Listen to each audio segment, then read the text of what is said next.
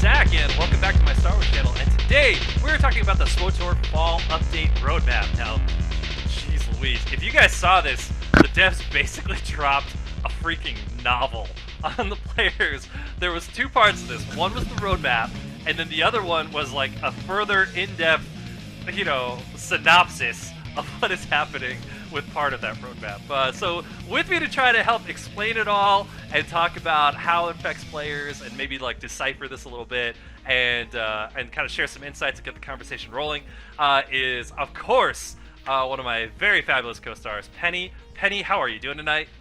I'm doing great. It's great to be back and doing a podcast with you, Zach. I know, Jesus, it's been so many months now. It's been like 7 months. Not that long, but it's been long. It has been a while. And with us tonight, again, returning, I think this is for show number 2, is the fabulous assassin tank, Sin. Sin, how are you doing tonight, man? It's a juggernaut, but we'll give you points for remembering half of it. Because I always think of it as like Sin, assassin, okay? It's just like, and that all just sort of flows to me, and of course, I was wrong. All right, anyway, that's a great way to start off, okay? Zach can be wrong. It's my channel, but yes, I can be wrong. My co-stars are much better players than I am. Now everybody knows it. I only bring on the best for you guys, folks, if you're listening. If you're listening to my channel, I only bring on the best co-stars. They're smarter than me, probably prettier than me, and wiser than me. Okay, so let's talk about the fall update roadmap a little bit. So let's just jump right into it. I think the first and probably like the major thing that they were trying to pitch, I put the most positive spin on it that they could, is the server merger. And I think this is they're calling it the what was their exact terms? The United Forces Campaign, which to me that kind of sounded like we're invading Iraq again or something like that. But it's actually the code for merging the servers, and this happens in like 4 different parts from October to November. But this is something. Correct me if I'm wrong, guys, because you guys rate a lot. You are heavily into the community. You guys help run Morons and Mayhem, which is one of the biggest guilds in the Harbinger, which is like one of the biggest servers left. So as far as like server merging, how do you think that is going to affect, the players that are currently playing the game? So Harbinger is being merged with 2 other servers, which is Berrigan Colony, which is, as most people who have paid attention to any of our other podcasts know, that Zach and I and our former co-host Zenoff actually came from Berrigan Colony. Like, I tried to escape and get away from these guys. What are you doing? What? For the most part, yeah. And then also the Bastion, whatever it is. And so I have mixed feelings about the server merger, especially given that we are merging with a predominantly role-play server that I actually left because the raiding community in and of itself was non-existent. People just were not interested in raiding. It was very, very difficult to raid on that server because if you were casual and you pugged or you did flashpoints or what have you, people would judge you harshly when all you were trying to do is give advice like, hey guys, this is actually how the fight goes, just to let you know, so on and so, even if it was just story mode, because at the time story mode wasn't bolstered. So people would just like really reflect very negatively on that.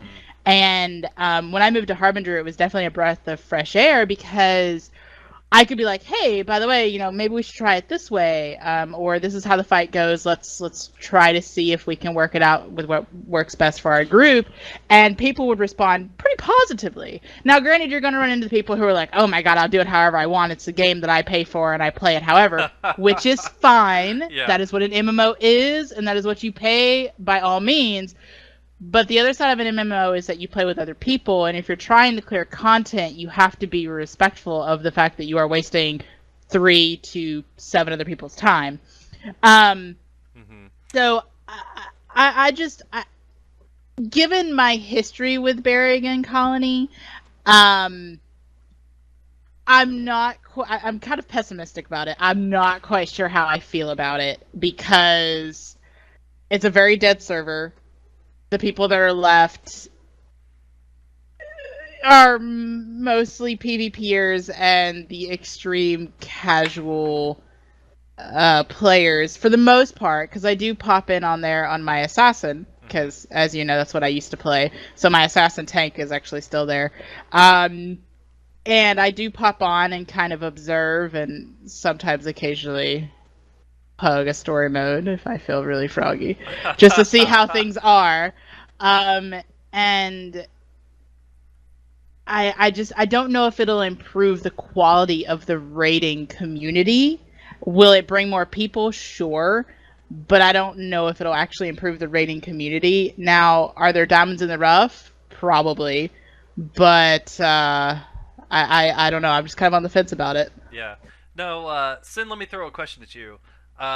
So we kind of got one side of this, which is we're a little worried because it's a lot of RPU guys. But I can also say, having been on that server and then being thrown into a server like Harbinger, I got better, faster. Do you think by merging these servers, stuff like that, and throwing some of these players into the deep end, and we are, by the way, for my audience, right now we're kind of focusing on the raiding aspect of the server merge. We'll talk about some of the other aspects of the server merge in a bit. But raiding endgame, it's pretty, the kind of the stickiest part of the game for a lot of players. That's what kind of what keeps players coming back. Sin, do you think it's possible? Or what do you think of if some of these players come into the Harbinger? Do you think there's a chance that by being in a more competitive pool, that they will get better, and maybe we have a lot less to worry about? To answer the question, I do think it's possible. This is kind of where Penny and I run counterpoint to each other on the whole roadmap. This is about the only thing that I'm actually, shall we call, optimistic on. Yeah.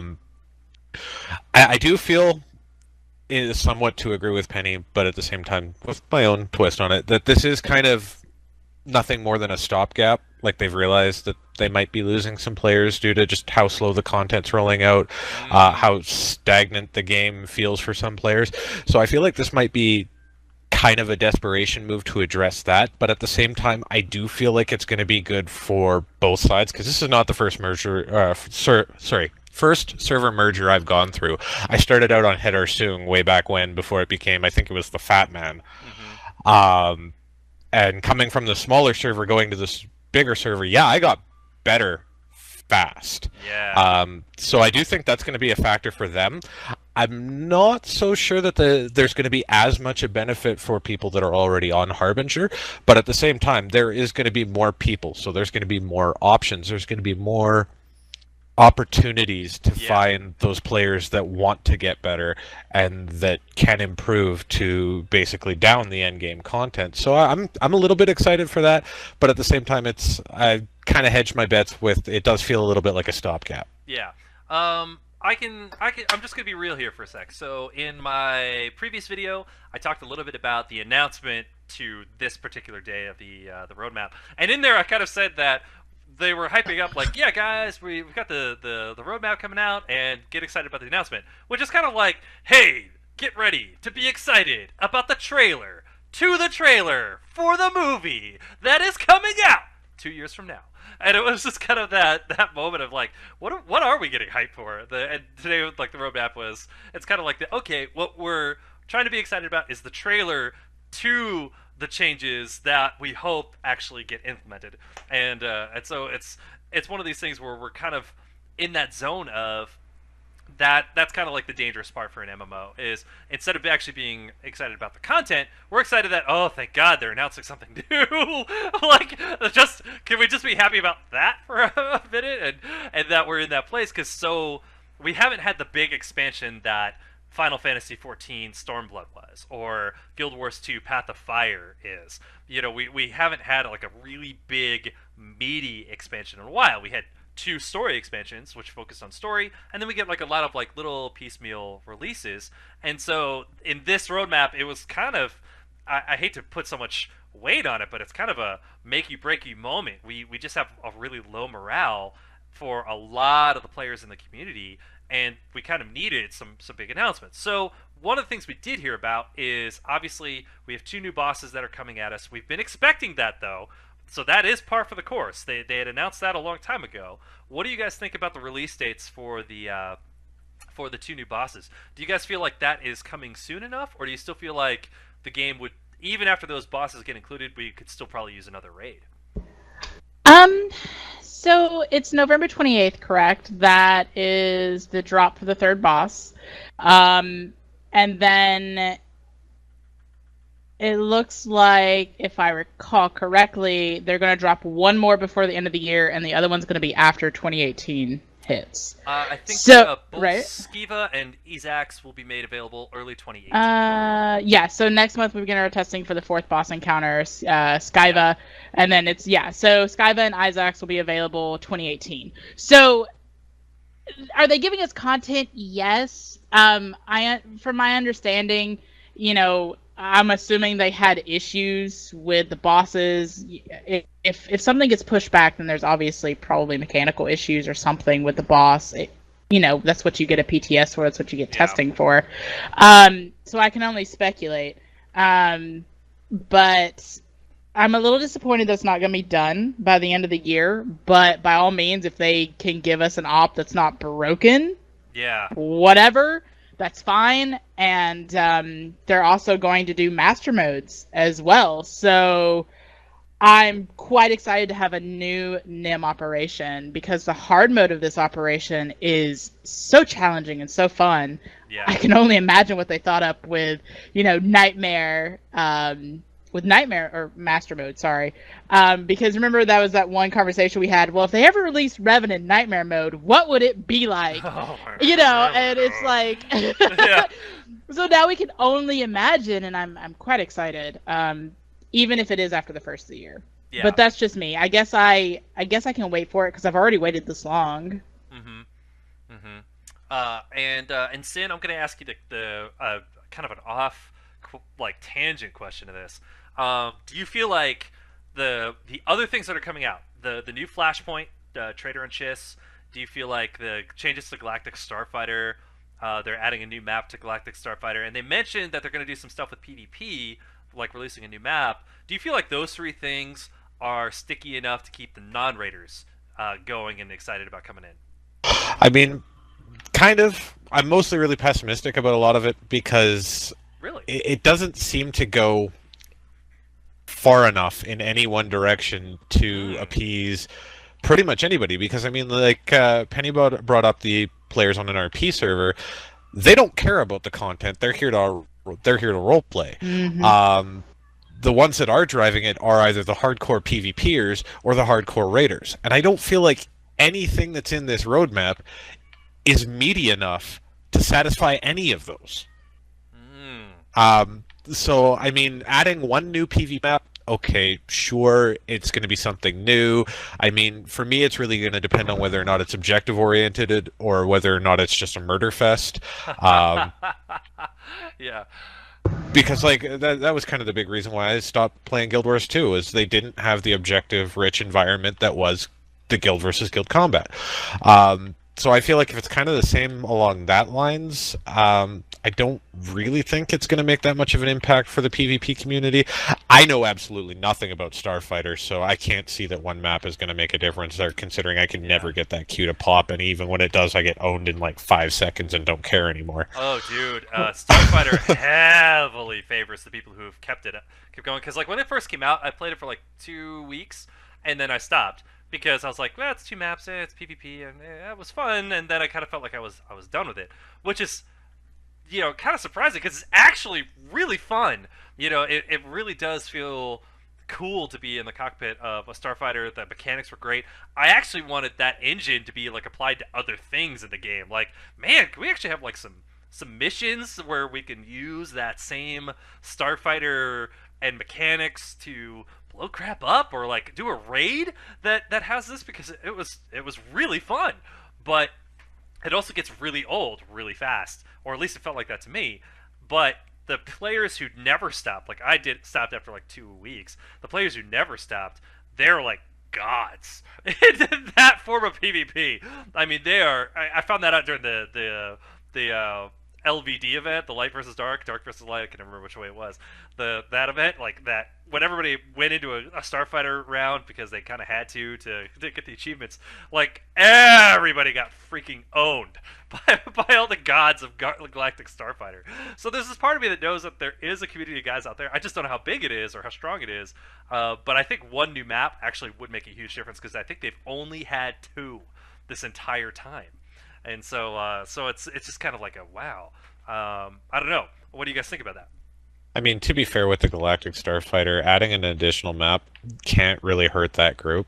Yeah. But I feel like, and I don't know the numbers either, but I feel like that is a significantly smaller portion of the community than mainstream PvP or raiding. Like, I think that either of these are orders of magnitude bigger than the Galactic Starfighter. So while that might necessarily be a step in the right direction for that small portion, you're still not addressing the needs of the majority of the community. I thought I had remembered at one point, specifically towards the rating, that we had originally been told Gods of the Machine was going to be finished in November. Oh, yeah. Yes. Let's not forget that. That's true. And that's why I brought that up, that we're not getting a finished operation before the end of the year, which is a little bit disappointing, but sound muted. Sound everything, resumed. then rush to release it, and then they have to take servers down to fix this, that, and the other.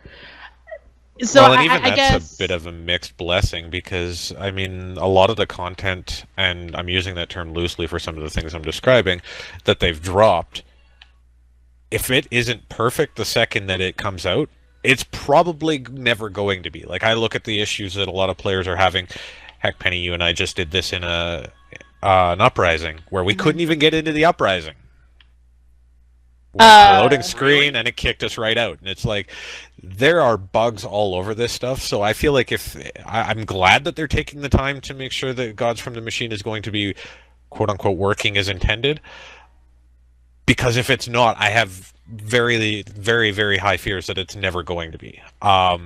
So yeah, I'm kind of glad that we're getting new content. It might be taking longer than that is, but at the same time, it's still a little bit disappointing when it's like, okay, if you set yourself too ambitious of a target by saying November for the full operation, kind of on you. Yeah. Oh, and just a heads up, I'm catching some background noise from your mic, man. I think there's some music playing behind you.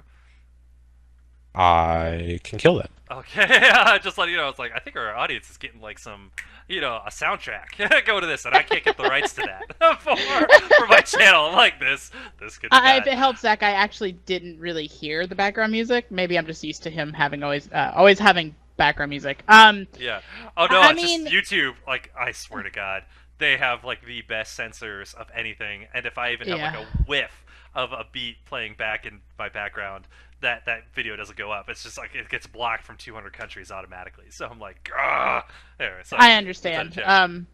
Having put stuff on. Anyways, so yes, they shot themselves in the foot by saying, hey, we're going to release Operation Complete, whatever, by November or fall of 2017.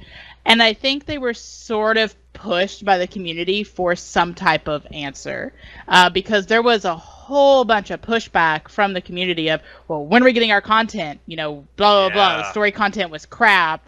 Because it's a constant push and pull between the 3 types of players who play this game. The people who play it as a RPG, right, even though it's an MMO, the people who only PvP, or the people who raid, and then you have that small mix of people who also do all 3. Like, I do the story, I do the PvP, and I do the raiding. For the most part, it's the raiding. So there was a lot of push and pull from the community, so I feel like they had to say something to appease the masses, and I would rather they say, hey guys, we were a little ambitious, sorry, but it's going to be really awesome, and we still have Master Mode in mind. Because if they had just said, hey, we have the 2 bosses, but we've decided to just do like Revan and not do Master Mode, I kind of would have been a little miffed. Like, I would have been a little upset. Mm-hmm. Yeah. It's really tricky. I feel that I just did, it was so late, because FYI to my viewers, just a huge apology. I've been basically out for most of the summer, due to a lot of real life concerns, so just kind of getting back. And though I had played the War for Iokath and Crisis on Abara, I hadn't had an actual chance to review them. So those two are up. You can check out my critiques on both of them. And because it had been so long, instead of doing an FAQ or a walkthrough, I did a critique on what I felt about the story and the content. And one of my big notes from both of those, and I've shared this with the devs, which, by the way, if you're listening to this program, I encourage you all to do. Always check out Delphi.net. Always check out the Star Wars forums. And if you have an opinion, please share it. Those points become the ammunition that the devs then can bring to their bosses and say, hey, look, this is what our players want. And that way they can go and make changes. I actually think a lot of what we're seeing in these updates, even though we're being nitpicky, is the result of the player feedback. And they are trying. Like, you got to give them some credit. I was like, look, PvPers got something, PvEers got something, Raiders got something. And even though it's not perfect all the way across the board, it does show a lot of effort, to try to please a lot of people. So I get, even though it sounds like we're being really critical and nitpicky, that's our job. we're running a YouTube channel here, and we're doing a show. That's part of what we do is critique. That also made me lose my focus. Oh, so for Crisis on Umbara, one of the things that I kind of noticed was that the story, even though the story was continuing, we didn't really have a central antagonist. And that kind of hurts the story. Plus, it's also really tough to follow the Outlander character because it's kind of like when Conan became king. When Conan became king, the story ended. That was it. No, like Conan, there's really no more battle to fight. The whole point was to him to be a king, and all of his story was in retrospect. And when the Outlander became the ruler of 1/3 of the entire galaxy and was the superior force to keep these two other empires in line, it was kind of like, okay, why is he running around Iokath doing grunt work? Why is he the one jumping into this thing and shooting around people? Why?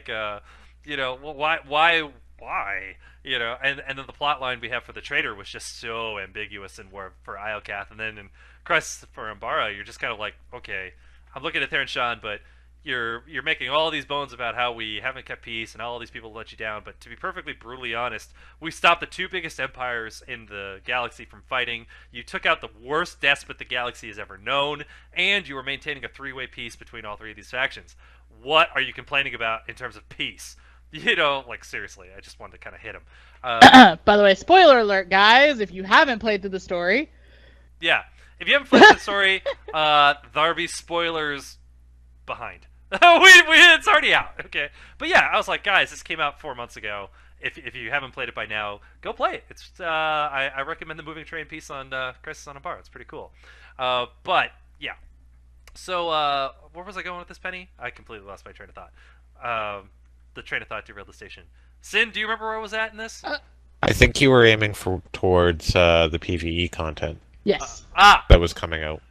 Thank you. Yeah, so PvE content for 5.5. Maybe Sin, because I'm completely lost in my train of thought. Maybe you could bring the players up and what's coming up. Well, I mean, the big thing is that they've got the next Flashpoint part of the story, which is a traitor among the Chiss, I believe is what it's called. Oh, yes, thank you. That's right. I mean, I'm kind of a fan of the way that they've played it out in Flashpoints. I'm still super critical of Crisis of Umbara because of all the bugs with the individual bosses. Yeah. And again, that kind of ties back to my point where it's like, okay, well, I'm glad you guys are spending all this time making sure that Gods from the Machine is working as intended, but can we do that for everything? Yeah. And that seems like a pretty basic thing to me, because it's like, ever since some of this stuff has come out, it's been broken. Ever since Uprisings came out, there's been things wrong with them. Like doing one in Group Finder, where you're in a pre-made group, and all of a sudden now you have to remake your group because you completed it? What? Yeah. Bosses in Crisis of Umbara, the telegraphs of their attacks not matching where the damage actually is, and by kind of drastic degrees. It's been so much, and it's just kind of like, none of it feels like it was done with the standard of anything from like Shadow of Revan or previous. And it's just, the little bit for everybody might seem like a good approach, but it needs to be a perfect little bit for everybody. Okay. So yeah, I would think that's a really good note for the devs is I think I have seen that note a lot. People do complain about the bugs. And usually when people will say like, these bugs have been in since the start of the game. They haven't still fixed some of those that were there since launch.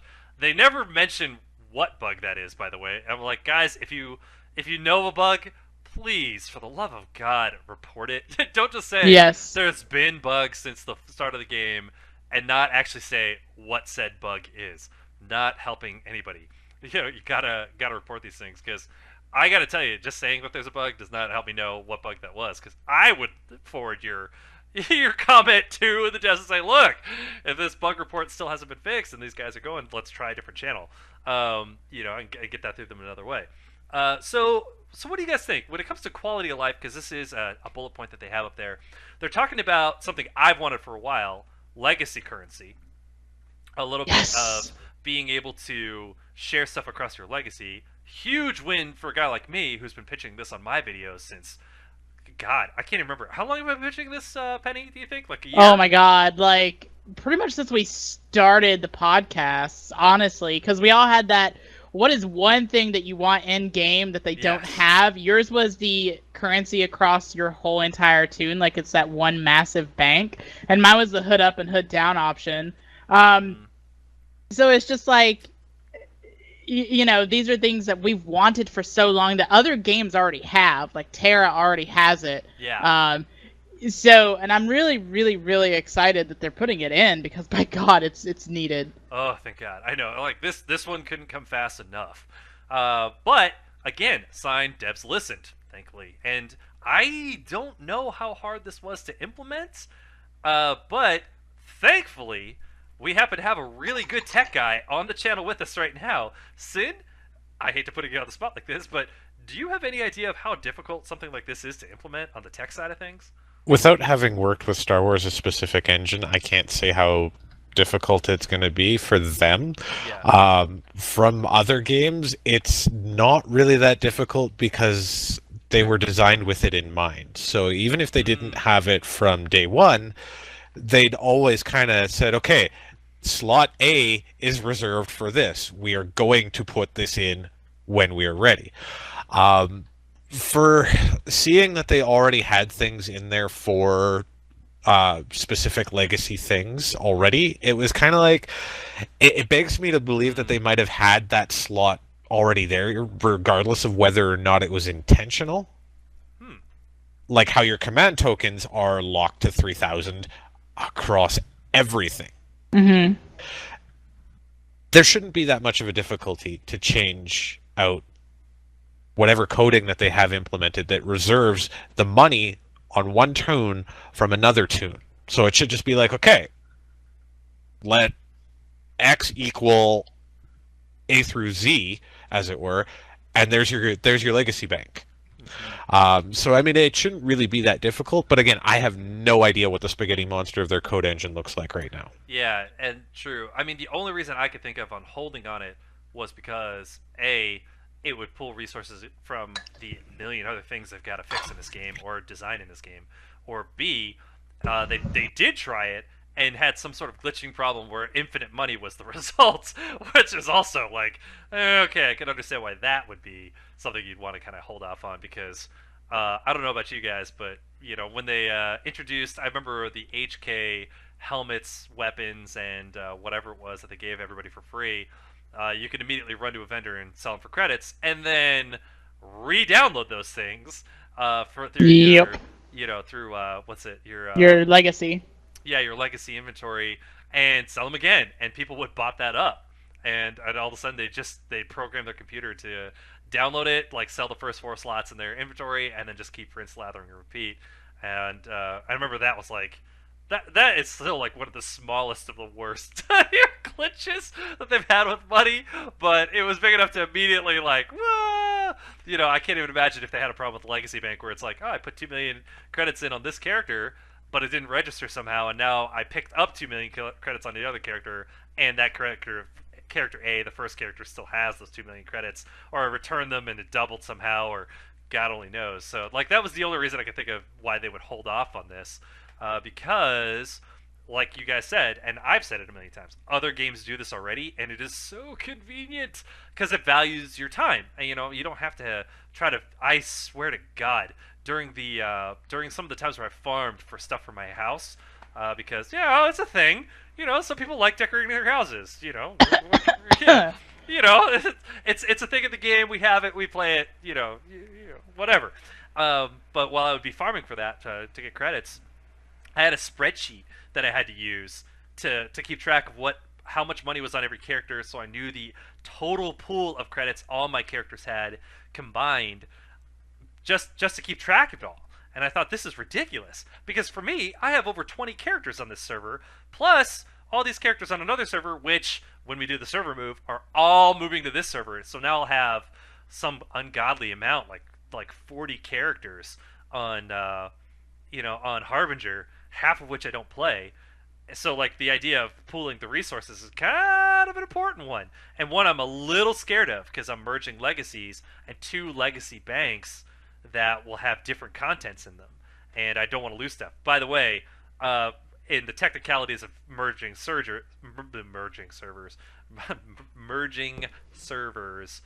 that one is one that kind of scares me a little bit, because I actually have a ton of stuff left over on an old server that I would like to keep, but I don't know how they'll actually work the merge, because every time we've merged servers before, you lose everything in your household. It all goes kind of into even. So the way they actually mentioned it is that you will be able to have up to 8 strongholds, or if you have more than 8 strongholds that are actually fully decorated, you'll be able to have those strongholds actually on your new server, whichever one has the best quote-unquote legacy. But if you want something new, you will have to deactivate one of them and bring it back down to the cap, which is 8.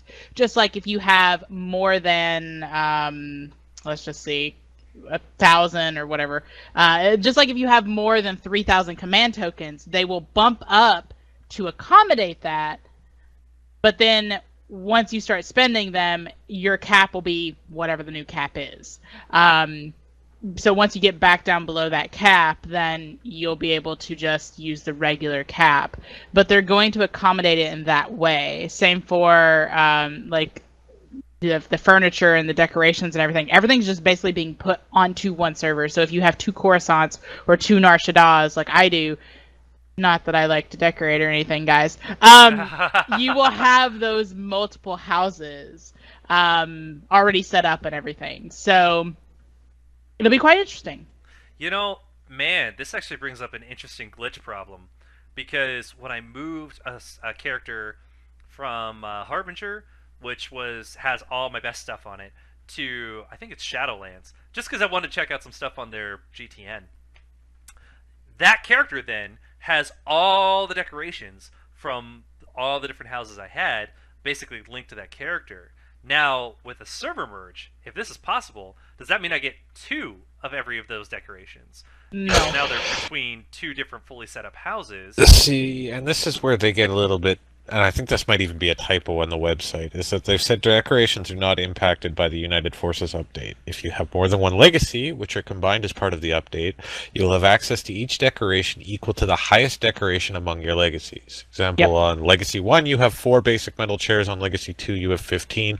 After the update, you will have a combined legacy of 15 metal chairs. It is possible you may end up with more decorations placed than you own after the update. If this happens, you cannot place any more of that until you go below your own value. That baffles me. So basically, let's say a decoration that you can only have 1 of, which is the Hypergate from NIM TFB. It is 1 decoration that you can only have 1 of. I have it on all my servers because I have my legacy across Shadowlands, Berrigan Colony, as well as Harbinger. So if I have that put down twice, like let's say in my DK Strongholds, I will then have 2. But if I pick it up, I'm not going to be able to put it down again and therefore still have 2. Yeah. So guys, if you're listening to this, here is my recommendation. Send at least like 1 character from your best legacy to other places and dress up 1 house. a unique house each time. So send one guy to Shadowlands, dress up your like Coruscant house. Send one guy to like Ebonhawk, dress up your Drummond Koss house with your best stuff. Like spare no expense, use your best. But you're stuff. not going to be able to reclaim them though. Yeah. So that's the thing, is you're not going to have more than one. It's just going to be in the two separate strongholds until you pick them up. It would be pointless to do that. Yeah, but they stay decorated. They stay decorated. Because then I would be like, then you'd have a Coruscant house that's decorated with all this cool swag. your Drummond Koss one's decorated with all the swag. Tatooine, Nar Shaddaa, all these different ones are all dressed up. Like each one has a hypergate. This is basically what I'm saying. Because you went to 4 different servers on your with your legacy, set up a different house each time with the best decks, and then they all merged. Now you have 4 different houses each with a hypergate. Correct? In theory, I guess. I mean, that's the way I take it. At least when I read it, yeah. Because I was like, oh my god, I have all this extra shit. Sorry, I have all this extra stuff. Okay, so guys, again, my recommendation: gotta send a character to 4 different servers and set up 4 unique houses. It may take a little while, but I think when everything gets merged up, it may have been worth the effort, because now you'll have like 4 houses with awesome decks and just be like, yo, what's up? How's it going? Okay, that was at 35:10. We're gonna bleep that out. Okay. I'm so sorry. That's I was doing so good. No, you did great. So yeah.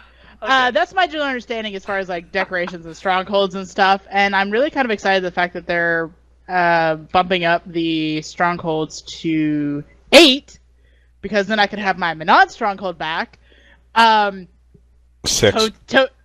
Is it 8? I read. If the combination of 2 8. strongholds takes you above the cap of 6, they will be retained. However, you cannot activate new strongholds until you return to a number below the cap. Dang it! Dang it! That's okay. I misread that. I was on my cell phone reading it at work, so small text and so on and so forth. Dang it. But that's okay. That's fine. BioWare, if you want to give us the ability to have 8 strongholds, I'm not going to be upset about this. So, I mean, that in and of itself, the quality of life changes that they're doing are actually kind of nice. That is actually what I was more like impressed with, so to speak. The quality of life, the legacy currency, the merging of the legacies and the servers and stuff. That's kind of cool, to a degree. And then there's also the fact that, honestly, the name purging. Because you have those people who came in for the beta, and they made all these tunes with all these names, maybe didn't even level them, or they haven't been active, and they're now a free-to-play or preferred player, and you can't get those names. Well, they did address that. If I know. If you haven't logged in with like 90 days, then it's name, 90 days. Yeah. Yeah, you have priority over a player who's just has never played in over 90 days. So if you already have that name, so here's my examples. Like my character is named Zakathan. That's my sniper, Zakathan. Now, I have another Zakathan on Burger and Colony, like an old sniper. I haven't jumped on that character in a while. When the servers merge, I haven't played the other one in 90 days, but the Zakathan that I have on Harbinger he gets priority on keeping his name over the person who's coming in. And I'll probably have to change the other Zakathan's name to something else, and that works the same way with other players that don't have like merging legacies. The downside of this, I feel though, is that if there's somebody from another server with your same name who somehow also like plays more often than you might still have to change your name. Yes, that could be the bummer, the major bummer. That is. So it boils down to, if you have, like, if I had a Zach Nathan and you had one, but mine was only played for 3 days and you've played for 74 days, and you're a sub and I'm a free to play or a preferred, then you would get priority for that name. I would have to rename. As far as merging legacies, it's just like when you transfer your tune to another server where you have a tune with that name. For example, my assassin. Yeah. Her name is Penny. She is the original Penny. That is my first character I ever made in SWTOR, aside from my Marauder, but we don't talk about her. And and so therefore, I would have to rename that character strictly because it's on my legacy. It's just like when you server transfer. Yeah. Okay. So. Yeah, I have to do that. But I'm pretty excited about that. Like, that opens up a whole bunch of names and stuff. Like, that's something that a lot of people have been calling for a while, as far as purging names and, releasing those names that people no longer use. True. Or don't even play anymore. It's kind of nice. So they would just, basically, if they started playing again, they would just be forced to rename. Yeah. I used to play DCU online, and I was one of the first guys to, like, get characters out there. So I actually had really awesome names for my characters. I had a guy named Fast Track with the right spellings of these things too. Fast Track, Kid Omen. Just these like really cool names and cool looks and stuff like that. And the next time I logged in, which hadn't been in like years, I still had all those names. All these other guys were running around as like butt underscore licks hyphen asterisk 818, like, because that's like all they could get. It was all good names by that point had been taken, and there was no way to write out a cool character superhero name by that point, because they were all taken, and there was just no way to reclaim those names ever. So yeah, that's actually kind of a cool thing, especially even for players who just make new characters and have lots of alts. Now, I don't even know what I'm gonna do with all these extra alts that honestly abandoned. Given that I have just as many on Berrigan Colony, and I actually took my level 1s that I use as placeholders in case I ever decided to go back to Berrigan Colony. I don't know why I would think that, but, whatever. I actually took, for the DVL, I actually took and leveled those characters. So, honestly, if it's something I'll never play, more than likely, I'm just going to delete it. Yeah, because it's one way to go. Yeah. I kind of feel like with shared currency across the board, it might be just a heck of a lot easier to not need quite as many alts. But I mean, we still have lockouts, so I don't know. I kind of feel like that. What do you guys think about? Okay, so I'm gonna fast forward a little bit. Let's just talk about the November 28th update, which is a Traitor Among the Chiss. The reason I want to talk about this one and kind of hone in on this particular one is this is past most of the server updates, past most of the technical stuff. This is really the pre-Christmas update. This is the one that's supposed to have the meat to kind of get people to buy this game for Christmas sales, like the Black Friday Christmas sales. That's kind of the important time. So so that is when Nahut, am I pronouncing that right? Nahut? Nahut. Nahut? Okay. The third boss drops. The new Flashpoint, the new PvP map, the new GSF map, the group finder revamp, and class balance changes. We didn't talk about class balance changes. So let me just kind of re-gear here. When Naha drops, we have a couple things happening. We have the new boss, and now Master Mode bosses will drop. Sin, help me out here. It's the augments. New augments? I believe the augments are actually coming from the Flashpoint. Okay. Oh. They've come in the Flashpoint. Okay, this is weird. So help me out, Sin. Can you paint a picture for our audience members on, with everything that's happened to characters lately, and this, what does this all really mean? Well, I feel like this is BioWare's solution to not having to implement a new set of tier gear. So it still kind of begs a question of what is actually going on, because with all the class balancing that they're going through and saying that, okay, all of our classes are hitting way too much target DPS or way above target, this isn't where we want them. I'm not sure that releasing a new set of augments that that's basically a buff in the middle of a set of nerfs is really conducive to where they want to go. So it's a major question mark for me. It's like, okay, well, you just got done nerfing like everybody, and now you're going to throw in these little augment buffs. Like, how about we tune the operations accordingly and you leave the gear alone? Question mark. I mean, for me, it's just a huge question of what are they doing? Like, what do they hope to achieve from this? And I mean, it's augments, right? So it's not going to be huge, but it's still going to be impactful for people that figure out how to min-max things in their specific roles. So primarily endgame, raiders, PvPers, etc. But at the same time, it's like, was that even needed, given that you just nerfed everything? Like, could you not have taken that into consideration when you were nerfing things? Did you take that into consideration when you were nerfing things? and the roadmap's kind of light on details on that. It felt like they just kind of snuck that in there, because it's literally at the trail end of the Galactic Command section. Is just, yeah, these are going to drop from the new Flashpoint and can be purchased from the vendor for the Flashpoint. We're also going to give you some that can drop from PvP and PvE activities. It's like, okay. So I'm not really sure what's going on there. It just seems kind of strange to have what's ostensibly a buff in the middle of a huge batch of nerfs. And Penny, I thought I heard you take a few gasps in there, like you were getting ready to say something, or was I hearing something else? No, I mean, I was just agreeing. I think if you're going to, like, let's say Sorks, because I'm still a little salty about the fact that my Sork heals like a wet noodle. Like, I probably would heal more effectively with a pool noodle than sometimes the way it feels like I'm healing now. I mean, do I still heal in-game content? Yes. Obviously, it's not something I've given up. I love my Sork, I love my Merc, and I just kind of adjust with the changes.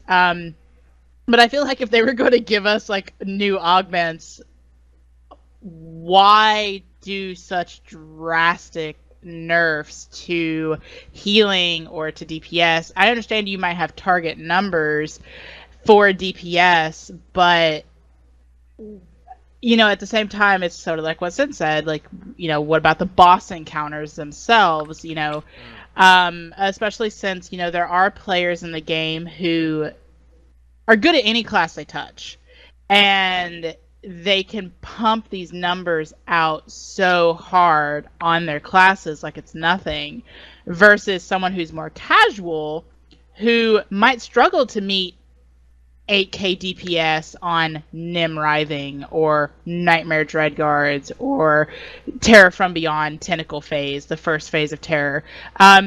People struggle still to hit these target DPS numbers without playing Flavor of the Month classes, and I really feel like you're sort of pigeonholing people to play Flavor of the Month to be able to hit certain numbers with the boss encounters with the nerfs. At least that's just my opinion, because I know, like, snipers and Sorks, like, you really don't see a lot of people playing Sorks anymore because they hit like a wet noodle as a DPS as well. So just giving us augments, it's like, okay, well, I don't understand the logic of that. I've never been a huge number cruncher as far as that goes. I'm just a healer. I'm a one-trick pony.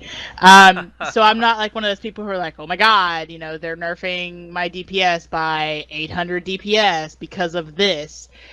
That's just not something I ever have to consider at this point. So as far as healing numbers go, I'm interested to see how they do, handle the Merc. I know my healing numbers with my Sork and where I went and where I'm at now. It's still manageable. It's still fun. Sometimes it makes things a little bit more challenging, which makes me have to work a little bit harder. I can't be a lazy raider, which is fine. But don't give us new gear after sitting here and nerfing us into the ground. It's hard to say. Sorry, Sin, were you about to say something? No, I brushed up against my mic. I was just going to beat a dead horse, as it were, but... Okay. Sorry. Sometimes it does feel like we're beating a dead horse, but, Well, it is a strange move. Because at this point, at this point, I mean, I will add that it does feel like it was a curious decision, especially given that they've made the nerfs. Like, if... I feel like it was a lot more work for them to go out and individually nerf the classes and the specs, as opposed to adjusting the raids. Yeah. Here was my question. The nerfs, was that due to PvP and then just PvE kind of suffers for it? Or was that due to PvE and now PvP suffers for it? I think it was probably a bit of both.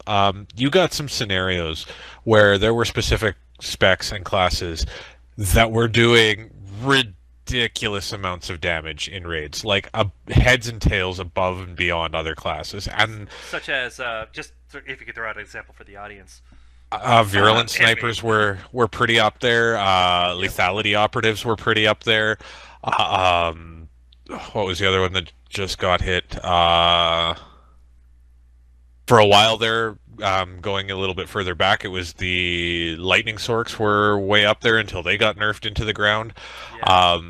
Like some of these were just, there was no reason to run anything else. It's like, okay, why would you run a Marauder when you can bring a lethality operative that's going to hit, 12-5 Yeah. Yep. on specific fights? And it's like, Wow. okay, it was a little bit out of hand, but at the same time, I don't think nerfing the class was necessarily the answer. I think it might have just been, okay, we need to adjust X on the boss.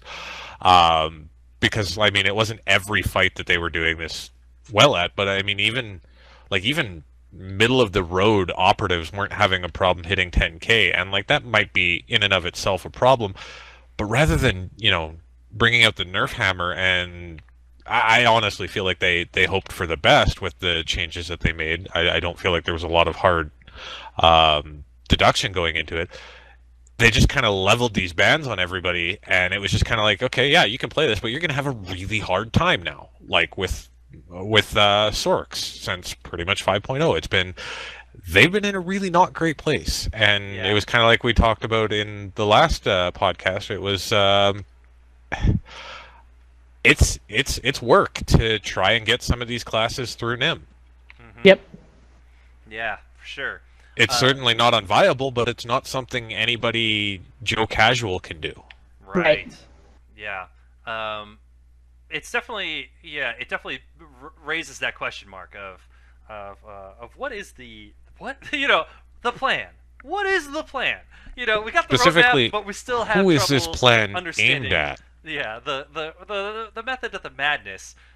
We still have issues with that. But okay, so just to kind of summarize here a little bit, because we are starting to run close to the end of our time. Because there's still at least one other thing we haven't really talked about, and I'm really kind of curious about your thoughts on. But it's kind of like, it's kind of like the icing on the cake. The meat is really the server transfers. But the two things we haven't talked about was story. We haven't really talked about the story and the companions. We kind of touched on it a little bit, and I'm just kind of curious about that. And then the other one was, oh my god, I already forgot. This is what happens when you just do not get enough sleep over the course of a summer. You forget the little things. So let's just jump into the story really quick while I figure out what the other thing was. With the story, obviously they're continuing the traitor plot line, and they're bringing out a new flashpoint. They're bringing out this continuation of the story. And I was kind of curious with the way the story has gone. Do you guys like it? Do you guys not like it? Do you find some things challenging about it? Like, what are your guys' thoughts on it? Because I haven't had a chance to ask you guys in a while, and I'm kind of curious what your take is on it. Penny, do you want to go first? So I'll be honest, Zach, the last time that we spoke, or the last time that you and Zenoff actually had a podcast, I was dealing with some personal stuff. I actually still haven't played through the actual Kotet storyline, because it just hasn't been a priority. And now that I'm moving and all this other stuff, it's like, oh my god, I still don't have the time. But I actually did take and play through the story as for the with the Crisis of Umbara. Sid and I were actually pretty excited to run that. When I got home from work that day, it was just something we were really excited to do because it was challenging, it was new, and so on and so forth. I mean, I'm a little upset at who the traitor is, to be honest. Really? Like, yeah, like I was hoping that it would be based on my choice. Wait, you thought it'd be based off of, off what? I was really hoping that the traitor would be based off of my actions in the story, right? So that's a good point. Theron, spoiler alerts, was my lover on each side. It was both for my Inquisitor, my sword, as well as right? Don't be jealous. As well as for my Sage, right? So they were like, every romance option is like, yes, finally a romance option that I am okay giving. Like, aside from Arkin, I would totally romance him too. But anyways, so I was hoping that maybe the traitor would actually be someone that was a little miffed, that didn't like my story choices, like Koth or Kaleo or Lana even. Like, I really would have hoped that they would kind of do it that way. But the fact that it was kind of like a broad, like, oh, it was Theron Shod. But guys, I made good choices with Theron on my stage. Why is he so upset at me? Like on my Inquisitor, I could understand because dark side choices and then light side choices for my sage. So it kind of came out of nowhere. Like I was really actually kind of upset. Like, why is he betraying my sage? Because she kind of went about it in a way that would appease as many people as she could, except for the really dark side companions that you're kind of forced to get, use. Yeah, no, that's a great point. Because I said the same thing. I didn't romance Theron, but dude, my gunslinger, when I was doing it on him, he was just the first guy I ran through Crescent on Ibarra, and he's light side. I mean, he chose like every save the whales option. You know what I'm saying? It's just like, I mean, PETA would have a tough time, trying to crucify. My gunslinger, and all of a sudden for Theron to kind of break out and just be like, peace in the galaxy, etc., etc. I was like, okay, obviously there's only two reasons for this, and this is all I could come up with. This is it, which was one, they're obviously setting Theron up that he either A, he really believes this and he will become an antagonist, which I guess would be kind of cool because he's kind of been on your side since Revan, and that would be kind of neat to see one of your guys just turn traitor and completely become a bad guy, maybe even a boss. But what I thought was more likely is, for story reasons, he's pretending to go against you now to infiltrate this organization and has to, kind of play up the double agent side of things. And that kind of fits into who his character is, etc. Either way, yes. I had, no emotional impact because Theron to me has always just been, he and Lana have just been, when we merged all these characters into one storyline, we introduced these characters to be the token love interests. Because they couldn't count on you.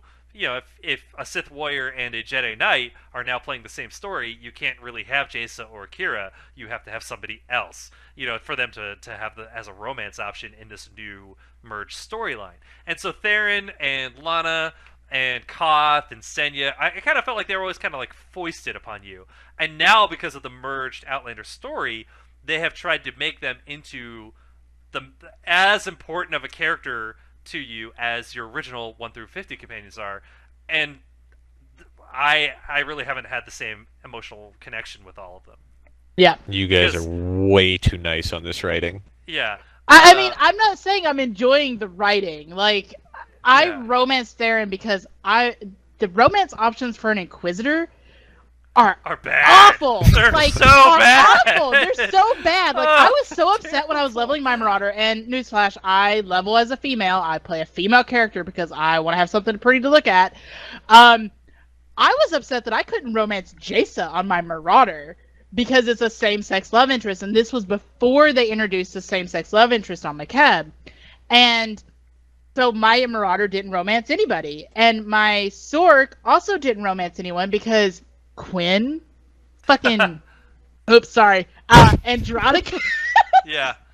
Andronicus? That's how forgettable it is. You want to borrow the romance from somebody else to try to make up the weight into how bad it is for this works. Right. Yeah. So I'm a lot more critical of the writing ever since basically Shadow of Revan, because I actually felt like, and Zach, you might actually appreciate this, the Jedi Guardian storyline, as bad as it was for the amount of time that we had to spend on Tython, gave us Lord Scourge. Why was Lord Scourge not written into anything that has to do with somebody trying to take over the galaxy? Yeah.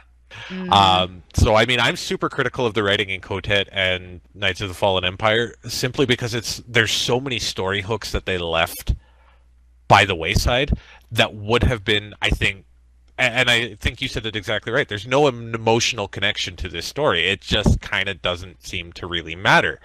And it didn't have to be that way. I feel like we got pigeonholed with Crisis and Imbara into two very predictable outcomes. And I think that they're going to have to really up their game if they're going to try and break out of that now, given that it's either, okay, Theron, you're playing up this double agent thing, or you're actually going to become a boss. And I feel like that's kind of short-sighted, given that you had characters lying around not being used, like Lord Scourge. Like, this guy was the hand of the Emperor. He wanted to kill, like, he was an assassin that's ostensibly immortal and wanted to overthrow the Emperor, and he's not present in Revan, at okay, all I in get that because he's Goten basically or would be Goten. taking Revan. But now that Revan's out of the way and the Emperor's dead, it's like this guy should be supporting you because that's kind of yeah. why he left the Emperor. Right. Yep. I mean, We had a moment, I think it was with Zen, Penny, and I, where we were talking, where we missed like little moments where you have a Sith Sork, and in the very start of Knights of the Fallen Empire, where you meet Valkorion face to face as a ghost, where I really wanted to see that option of so yeah, I'm a ghost now, my physical body's dead, etc., etc. I just really wanted to see the Sith Sork go, wait, you're a ghost? There's this I little wanna trick eat I you! know. Yeah, Right. there's this little trick I know with ghosts, so that it tries to like eat his soul right there, because that's the whole point of like the first half Yes. of the Sith Sork storyline. It Yes.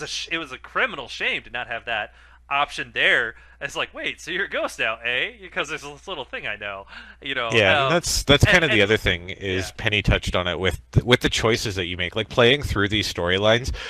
Anytime that they say that, like you get that text that comes up on the bottom of the screen, Valkorion will remember your actions. It's like, okay, for what? Yeah. Yes. Like you played this up so much, and then there's no impact on the story. Okay, yeah, you've unified everybody so that you have less writing to do, but do more writing, please. Like, give Yeah. us something for doing the horrible thing or the good thing. Don't just force like you played, Save the Whales on your gunslinger. Yeah. Don't force Theron to go against you for being a good guy. Make it somebody else. Right. Right, like Lana or Koth or any of the people that you got with Kotet, basically, like the actual core members that you got with Kotet. Like, my sage should not have had to sacrifice Theron. It would have been Lana, because Lana did not like a lot of the choices she made Right. because it wasn't dark side choices. I could totally see Lana turning against her versus Theron, who was her love interest. Hello? Yeah, which would you think give him a pass, like an instant pass? I don't like what you're doing, but hey, we're in love. Or I do like what you're doing, and we're in love. Yes. Okay, you get a pass. It's like I understand. I find the compassion in my heart to do this, and instead, well, and here's my thing too. And I write this. I mentioned this in Crisis on Umbara, which I felt the big reveal of the bad guys, which I call literally the League of Generically Evil Bad Guys, or actually it was the Evil League of Generically Evil Bad Guys. I said in my video, I can't even remember because it was so generic. Because there are a bunch of guys in rows with these death's head masks on. I was like, okay, great. Now, on the other hand, I thought the whole storyline thus far would have been saved.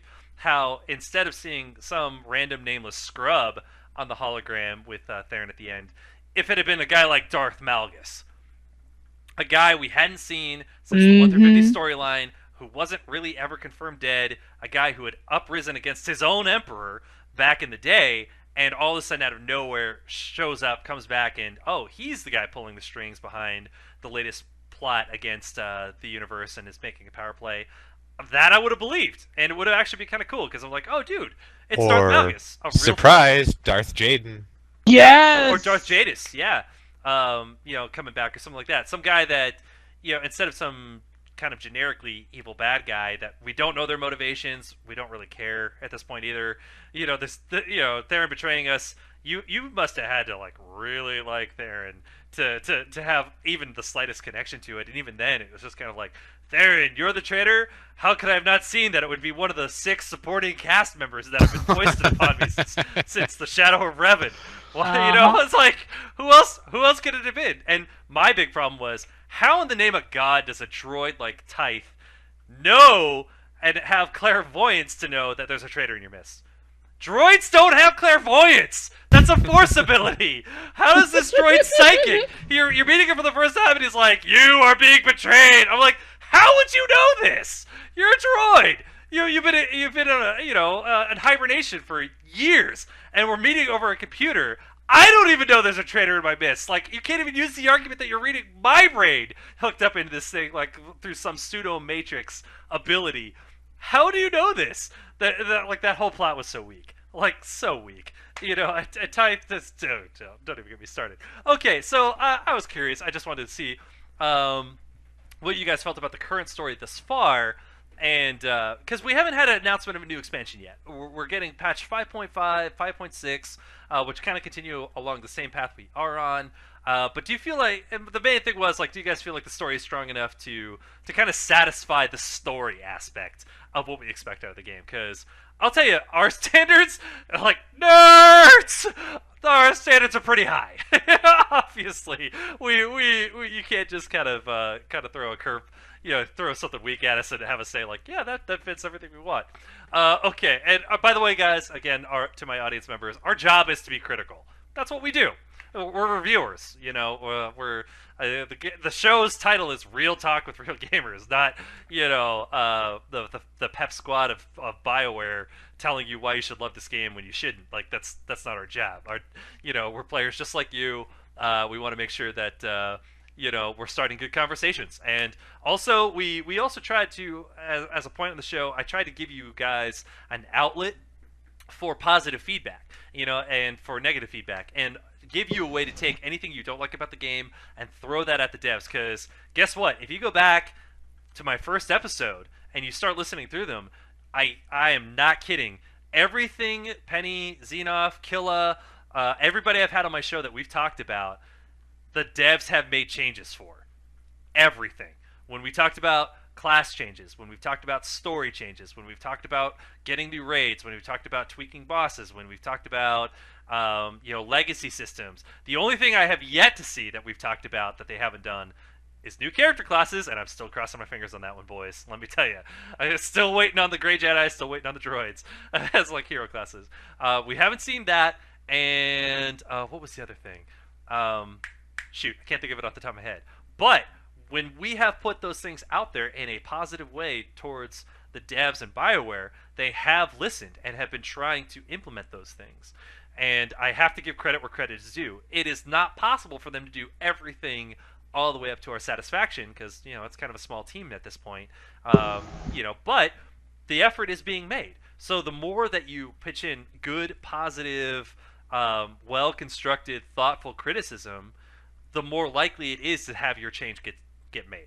That's kind of the point of that. Agree, disagree, Sin? Penny, would you be on board with that? I mean, I absolutely agree with that. It's like you can't fix from a developer standpoint, is you can't fix a problem unless you know there's a problem. Yeah. You brought it up earlier, Zach, when you had mentioned that, hey, you guys say that these bugs have been around forever, but you never go into any details about these bugs. I challenge people. It's like, how many times have you submitted that bug report? And most of the times the answer is 0. And it's like, okay, well, if you haven't done it, chances are you can't really expect anybody else to have done it. I know one that was plaguing my Vanguard my pub side trooper classes was that you couldn't get the colonel title to consistently drop from the disavowed chapter. And the number of tickets that I have put in for it, I actually don't even want to go into it. I actually got threatened at one point that if I reported it again, I would be considered abusing the system. No, get out. Yeah, really? No. No, I since got an apology from someone at customer service for that, and they investigated. That's not actually a thing that they would have done, but. Yeah, no, I mean, I've gone through like every channel I can think of. I've reached out to other influencers I know and be like, hey, throw this in your report because it's still a thing. Yeah. But yeah, no, I mean, if you never say that there's a problem, you can't expect a small team or even a large team to necessarily go looking for it with something that is the scope of this game. Right, right. And I go so far as to say too, like you heard us talk about it tonight. Like, where could Lord Scourge be in this story? Where could maybe we fit a character like Darth Malgus into this? What would be the surprising turn that we would love to see? Where would these things... Guys, if you have story ideas, I'm not kidding. What do you think the devs do for fun? They check social media. They look at our Twitter accounts. They look at our Facebook posts. They look at our YouTube channels and our videos. Man, if you guys have, stuff that you like, the influencers who are part of the influencer program with Star Wars, we share the comments that we really dig. I know I do. So you know what? If you have cool story ideas that you want them to crib off of, like throw it out there, man. If it's a good idea, that rises to the top. We definitely, like, who cares if it's your idea? I live in LA where all sorts of writers are always out here, and the best work comes from when everybody just shares and says like, hey, I was this guy was telling me about the horror movie he's trying to write. And really in the vein of like Rosemary's Baby. And as we were spitballing ideas for it, I was like, "Oh, dude, if you're going this angle with twins, you should try this thing because I'm a twin, and this is something that really resonates with me." And it like blew his mind. He's like, "That makes the movie," and I was like, "And that's why we talk about these things." So guys, if you have cool ideas, man, pitch it out there. You know, if you think there's something better that they could do with the story, put it out there. You never know; they might change it. They might incorporate some of your ideas. You never know. That's why spec scripts work the way they do. So moving on, we're looking forward to everything that these changes are coming. I know we're looking forward to the legacy banking. We've got Legacy components. and legacy components. Yes. Yes, thank God. Also a really great thing because Sin, could you mention why that's so cool to the people out there who don't know why legacy components would be awesome?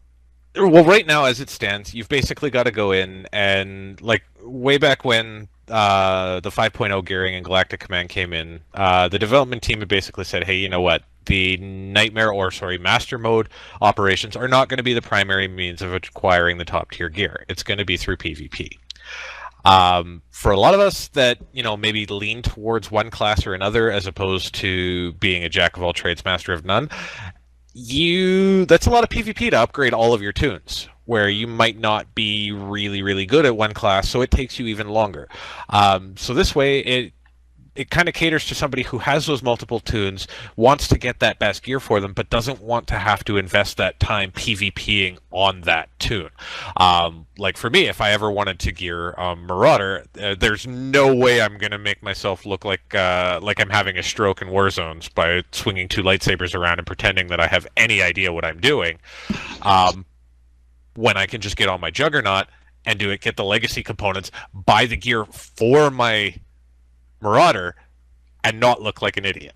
Yeah. So I mean that's kind of a big thing for me. I mean, there's other classes that I do play that I would take into Warzones and absolutely do it, but having that option of being able to do it by legacy, where I can go in and be like, okay, I'm on my strongest class, I'm on the class I want to play in PvP, but now I can reap these rewards for the other classes that I don't want to bring into PvP, is kind of huge. And I feel like this is one of those things, I'm not sure if I had mentioned it or not, but I feel like a lot of the quality of life changes are things that we should have had from day one.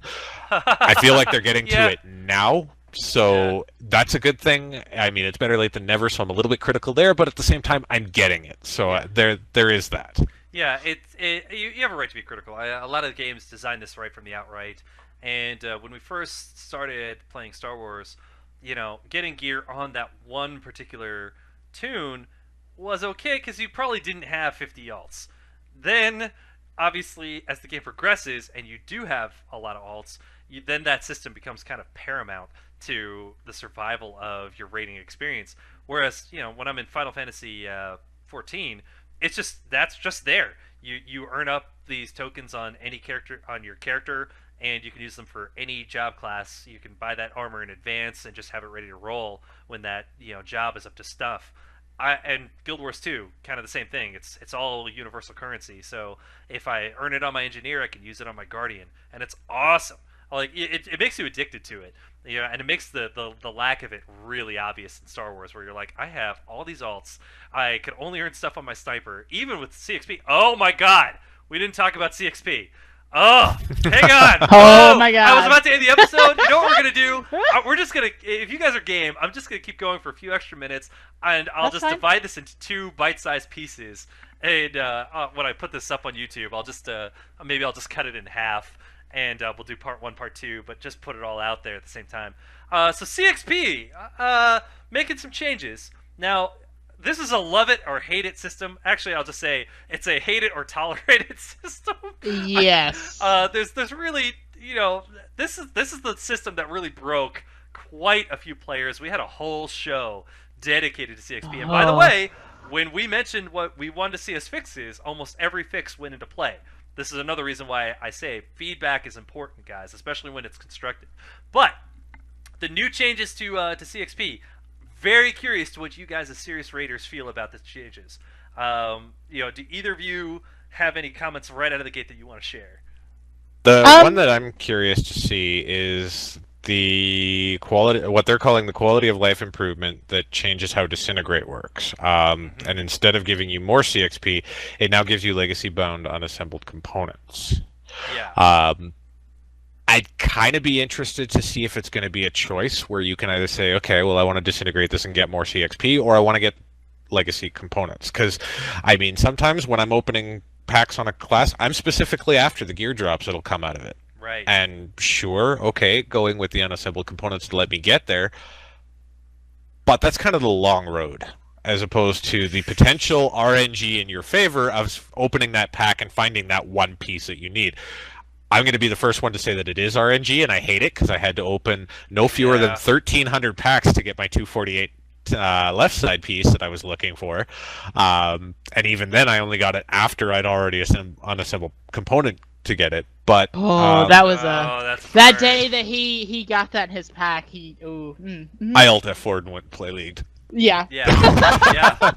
Oh yeah, I think that's the worst part about the CXP system. Okay, so one of the most recent improvements of CXP, if you guys are tuning in, you're looking to come back to Star Wars, and you're not exactly sure of the whole thing.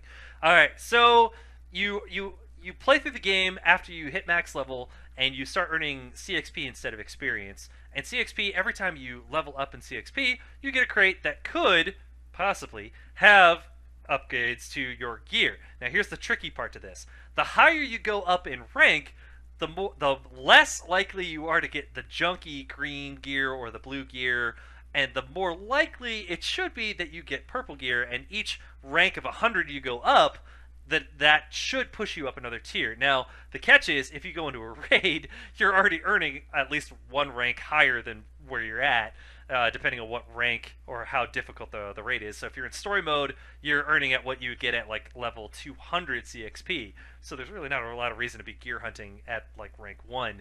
You should really just go into a story mode raid and just pick up what you get there. But if the CXP is so like it's even hard to explain in a simple way. So the change that they're doing now is that they're adding in ways to get even more CXP to rank up faster. If you, God, I can hardly even understand this as I'm saying it. There already is a legacy perk to get 25% more CXP. But I can't remember. Is there a minimum CXP level that you have to be to activate that in your legacy? You have to be 300. You have to be maxed. 300. Okay, and now there's another one they're going to add that gives you plus 75% CXP for a total of 100% extra CXP. But what was the catch with that? I believe that's only for tunes that are not already 300. For tunes that are not already 300. All right, and it costs like 1,000,000 credits. At least I think for the 25% one, is it 1,000,000 credits? I can't even remember when I unlocked it. Yeah, it's a lot. So if you're not just sitting on that many credits, you're either spending cartel coins, if you can spend cartel coins on it, or spending 1,000,000 credits to get this bonus to your CXP, which gets you experience towards a level, towards a pack, which may or may not have gear that you could upgrade with, or it could give you a high quality piece of gear that you already have. Although, if I'm reading this correctly, Zach, it may actually be that it's not just for the ones that aren't 300. Because for the Legacy perk, it says, for each character that reaches command rank 300, we will automatically add an additional 25% bonus CXP to your entire Legacy up to a maximum of 100. Nice. While you do need to purchase that initial 25% perk, the additional 75%, assuming that you had 4 tunes there at 300, would be free. Yeah. And if I remember correctly, there's also something retroactively being applied. Yes, the perk is apparently retroactive, so you will immediately benefit once they deliver the United Forces Foundation. Right. Okay, so that's kind of good news. It still doesn't change the randomness of the packs. Just recently, I was on. I just ran some tunes through CZ198 really quick, just to try to get enough tokens so I could buy some tier 1 sets. And as soon as I did that, I'm not even kidding, I bought a full set so I could have the 6-piece set going, get the full set bonus going. And as soon as I did, the very next pack I opened had a chest, and the very next one after that had the boots. And I was like, dude, I just spent, like, I could have spent that on a whole different set of gear.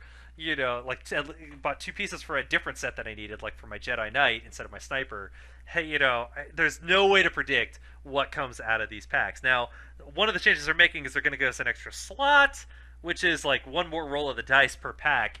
How do you guys feel about that? Do you think that is really helpful, kind of helpful, not so helpful? How do you guys feel about that on the scale? I mean, one extra slot. It's still RNG based, to be completely honest. I have been level 300 or whatever it is, the max level on my Merc for a while, and I still have lingering 242 armorings.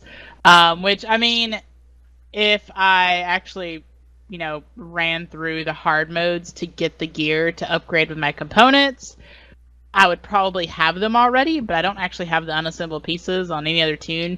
So I've just kind of been rolling with the RNG-ness. Yeah, whatever.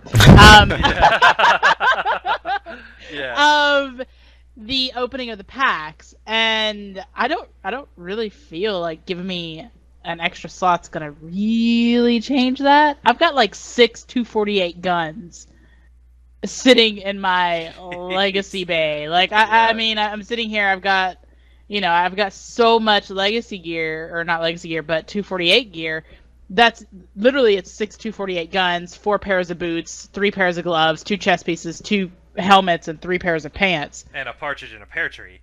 Pretty much. Yeah. But it's still not the pieces that I need, so it's like I'm kind of sort of a little bit jaded on, with the extra slot. I think it's actually probably going to work out to mitigate actually a lot of the RNG, given that the disintegrate option is going to give the legacy components. Yeah. So you're not going to have to wait around for the 1,300 odd some packs that I did to get it after I already had it. Plus, they're putting new stuff in there. Like, you'll have a chance to receive a higher modder enhancement, or sorry, a higher tier modder enhancement, which kind of makes me wonder what they're going to do about the tier 4 crates. Yeah, I don't know. But then there's also grand chance cubes, CXP buffs, or CXP consumables in there. Right. So it's kind of a toss-up. I feel like for the guys who are leveling up CXP through whatever it means, if you're not at 300 yet, I feel like the extra slot may give you an increased chance to get some of the things that you're looking for a little faster. I feel like if you're already maxed, I just don't know. So, well, it's kind of one of those things where I feel like I could see the effort on their part, because they can't just remove CXP at this point. They've invested way too much into it. They're not getting rid of it. It's not a perfect system, and one of the things that I think everybody can agree on, though, is like, hey, your imperfect reward system, we seem to like it better when we get more rewards out of it. So, like, I don't know if you guys noticed this recently, but if you haven't played the game in a while, how should we say, some of the daily areas just were way overtuned for the amount of CXP they were supposed to drop. They had, like, double. Maybe even, how much was it? What was the actual ratio? Was it double? Or higher than that? I don't recall, mostly because I haven't touched dailies in several years. Yeah, for me, I haven't been raiding all summer. I ran CZ198, and it was immediately rank 10.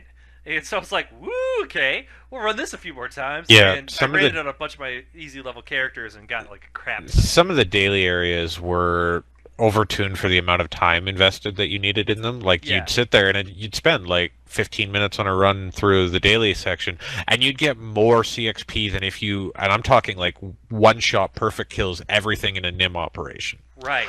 And that didn't really seem to make a lot of sense, but I mean, they have announced in the roadmap that the CXP for all areas of the game is under review. Yeah. And this one in particular, like for those daily areas, that was glitched. That wasn't intended.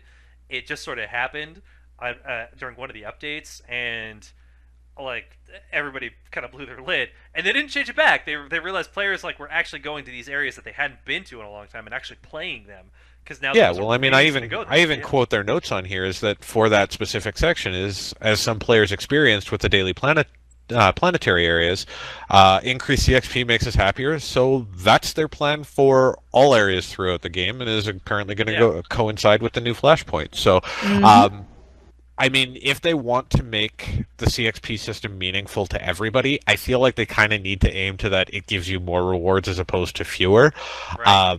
Like, ideally, as someone who does master mode rating, I'd like to go and see, hey, you clear a master mode operation, here's 50 CXP levels, deal with it. Like, you're doing the hardest content in the game, proportionally speaking for the amount of time that you're in there, it should give you the highest reward. Yeah. Agreed. Because it's also the hardest to do because you need to gather up a ton of players. They all need to be very skilled.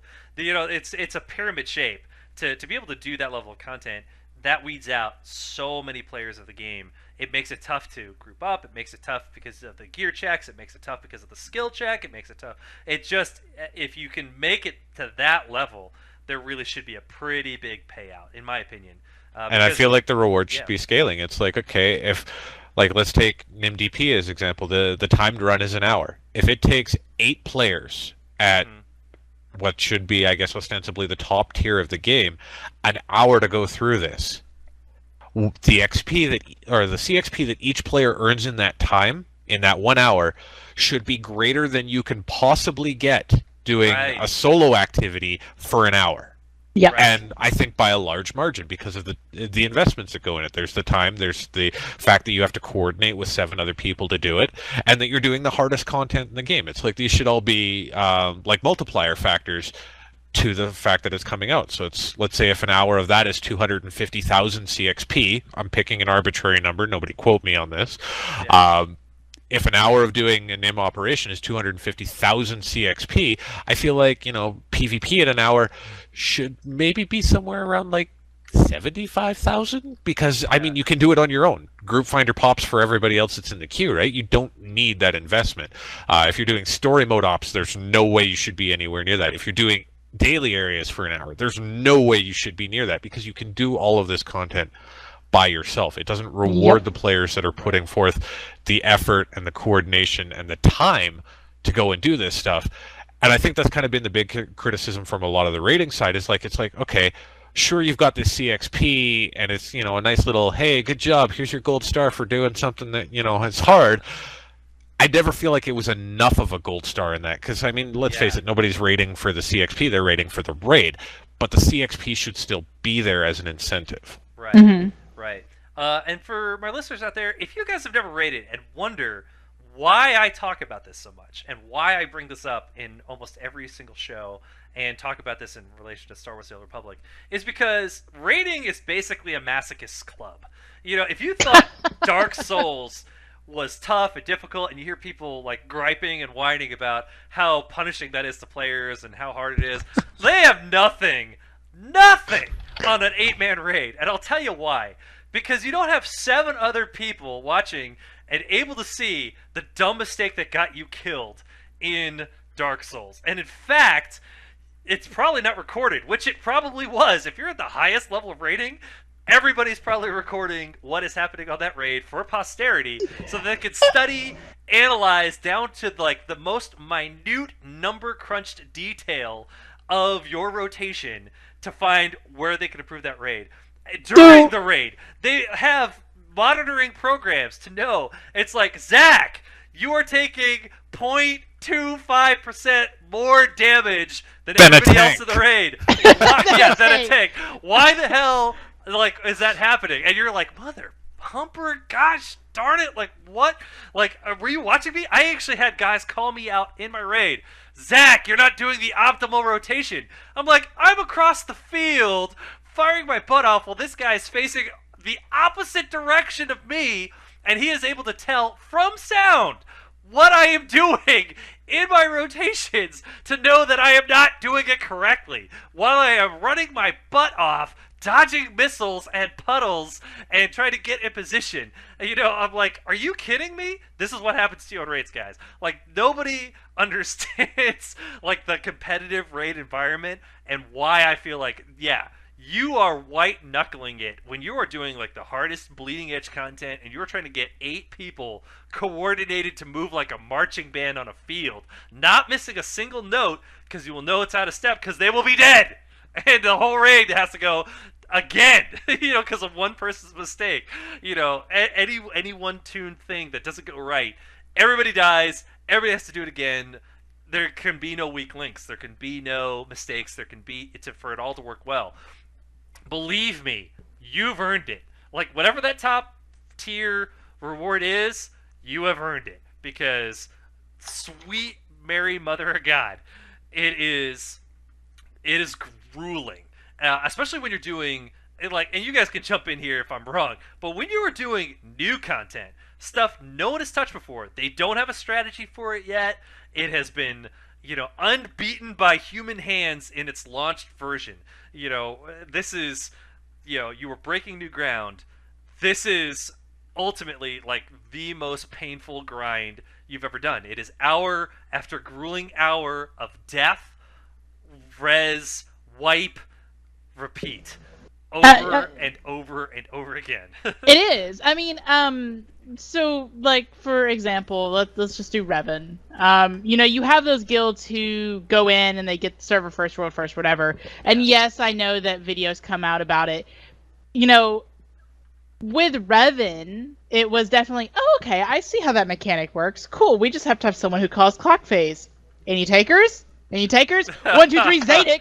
Kind of thing, you then voluntold someone, okay, well, you're doing clock phase, have fun as a melee doing clock phase on Revan.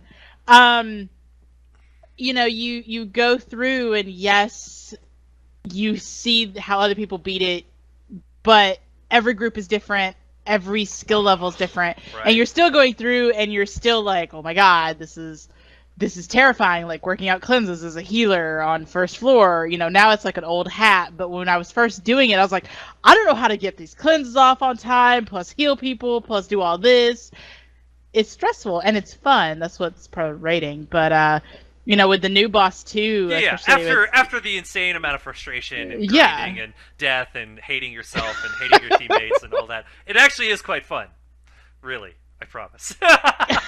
Yeah, it's just with how I would challenge anybody here who hasn't seen it to go and pull hard mode Revan and see just what a cluster you're in for, because it's literally, there's a lot of mechanics, and while there is. While those of us that have done it can say, okay, yeah, we know what's coming because we've done it, for somebody who's never seen it before, there's going to be a lot of wipes as you figure things out. And it's like, if you haven't seen the guides, like specifically for new content as it comes out, if you haven't seen the guides, there's a lot of stuff in there that's going to kill you until you figure out how to deal with it. Like, I remember watching people struggle with inversions on Tithe. It's like, yeah, you're not just a little dead, you're thrown off the edge dead. Yep. Yeah. Ugh. And so, I mean, you get that investment in there as well, and it's like, until you've put in the time and the effort to get these things on farm where these mechanics are no longer an issue because you know what's coming, it still deserves that reward because you've put in the time to get there. Right. It doesn't matter if it's your first time killing it or your 100th time. The fact is, you've put in the effort to be able to do that. You should get the higher reward for it. Yep. Yeah. It's a lot of work. It's also a lot of fun. The best moments I've had with MMOs have been raiding, for sure. Because I love the story mode and stuff like that. I will always love it. Love romancing Kira Carson. I've done that probably 5 or 6 times because nerd. But when it comes to fanboy, fanboy, seriously, Laura Bailey, I would walk across the desert to pick up a walkie-talkie where she is speaking on it, and she's just reading out of the phone book. I think she has the sexiest voice in the world. I'm just saying it. I'm admitting to it. I can admit to that. It is what it is. So with raids, though, the reason I harp on this and why I have raiders come in and talk about this, it is the stickiest part of the game. You are forced to play with other players to succeed at these goals. It is tough, it is challenging, but it's also, at the same time, it's kind of like being in the army or marching band or football or anything like that. You bond over this. Only other raiders know the pain and suffering that you've been through, and it gives you guys a common language and a commonality. And so when you hear me talk about these things or looking forward to these things from BioWare, it is really important. Because once you have taken care of every story in the game, it's really the raid that keeps you guys coming back. That challenge that must be overcome, that is difficult, that weeds out the people that can't, and helps you want to bring up the people who you want to have play it with you to experience these things. It is important. Okay, well, guys, we are way over time, just like sickening. But that's what I love. I love doing a talk show. If I could go for 4 straight hours, I would, like Kevin Smith does on his podcasts. Like if you've ever heard him interview Mark Hamill, those fools. Like, seriously, Kevin Smith just asks Mark Hamill a question, and Mark Hamill goes on for 2 hours straight. And it's awesome. It's great. He is such a nerd. I love it. But yeah, so, guys, as I'm wrapping up, huge thanks to Sin. this is your second time on my show. Hopefully not the last. Huge thanks to Penny. Love having you guys, and I love having you, my viewers. If you guys enjoy the content I'm putting out, please like and subscribe. That lets me know that you're enjoying the content, you want to see more, and also throw us your questions. I love going through the questions that you guys have and answering them right here on the show. I'm calling you out, calling you guys out by name. If you guys have a great question that you want to hear us talk about, go ahead and send that. I'll do a show about it. I love it. Also, keep your eyes open for the updates as they come. We've got the soonest one is coming October the 6th. That's the New York Cantina. If you guys are in New York, go check out the Cantina at the Stitch Bar and Lounge. It's located at 247 West 37th Street, New York. That'd be total hoot. Have a great time with that. They also give exclusive codes and promos at those events, which is kind of cool. You might get some cartel coins, you might get a new mini pet, some stuff like that. And they're also going to have a special guest that they have not announced. So if you guys are in New York, I highly recommend going to it. If I was in New York, I would do it. And that's it. So, guys, thank you again for enjoying the show. Like and subscribe, and we will see you next time.